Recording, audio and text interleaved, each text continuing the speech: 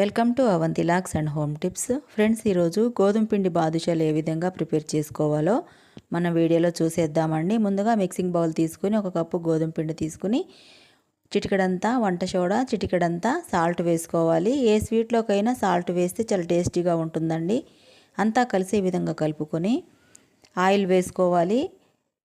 కాగిన ఆయిల్ వేసుకోవాలండి. ఈ విధంగా ఆయిల్ వేసి పిండి అంతా కలిసే విధంగా కలుపుకోవాలి.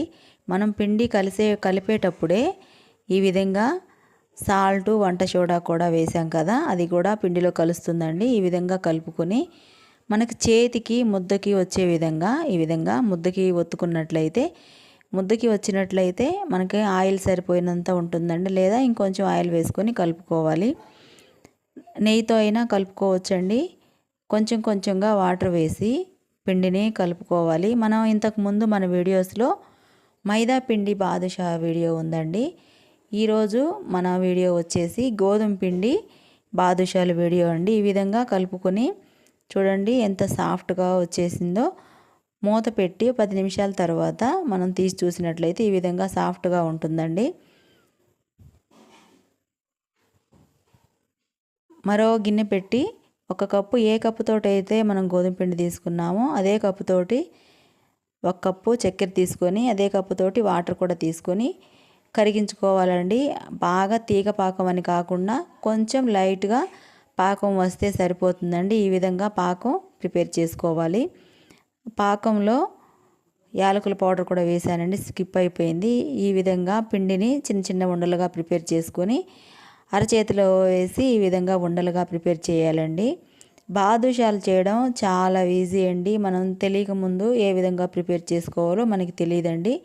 కానీ సింపుల్గా మనం తినాలనుకున్నప్పుడు ఇటువంటి సింపుల్ ప్రాసెస్లో ప్రిపేర్ చేసుకున్నట్లయితే చాలా చాలా టేస్టీగా ఉండే బాదుషాలు ప్రిపేర్ అవుతాయండి. ఈ విధంగా కాగిన ఆయిల్లో ఒక్కొక్కటిగా వేసుకుని, ఎక్కువగా ఆయిల్ కాగన అవసరం లేదండి. కొంచెం వేడైన తర్వాత బాదుషాలన్నీ కూడా ఆయిల్లో సరిపడినన్ని వేసుకుని ఉడికించుకోవాలి. ఈ డీప్ ఫ్రైలో నాకైతే ఈ బాదుషాలు సరిపోయినాయండి. నేను తీసుకున్న క్వాంటిటీ పిండికి ఒక 12-13 బాదుషాల వరకు ప్రిపేర్ అయినాయి.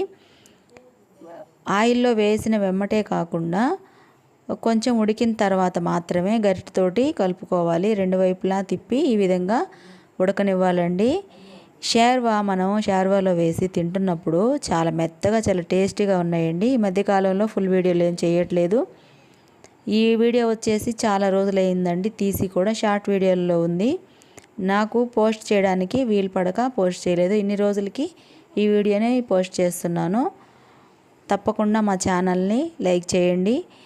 మీ అందరి సపోర్ట్ వల్లే నేను ఛానల్ ఇంతవరకు వచ్చిందంటే మీ అందరి సపోర్ట్ వల్లేనండి. చూడండి ఏ విధంగా గోల్డెన్ కలర్లోకి వచ్చిన తర్వాత 2 వైపులా తిప్పి మన డీప్ ఫ్రైలో ఉడికించినట్లయితే ఈ విధంగా బాదుషాలు ప్రిపేర్ అయినాయండి. మనం ముందుగా చక్కెర పాకం పట్టి పక్కన పెట్టి ఉంచాం కదా, ఆ చక్కెర పాకంలో వేసి మైదా పిండి బాదుషాలు అయితే త్వరగా షుగర్ని అబ్జర్వ్ చేసుకుంటాయండి. కానీ గోధుమ పిండివి కాబట్టి కొంచెం టైం పడుతుంది. 1 గంట వరకు ఈ విధంగా కదిపినట్లయితే షుగర్ సీరం అంతా కూడా బాదుషాలకి పట్టి చాలా జ్యూసీగా, టేస్టీగా ఉంటుందండి.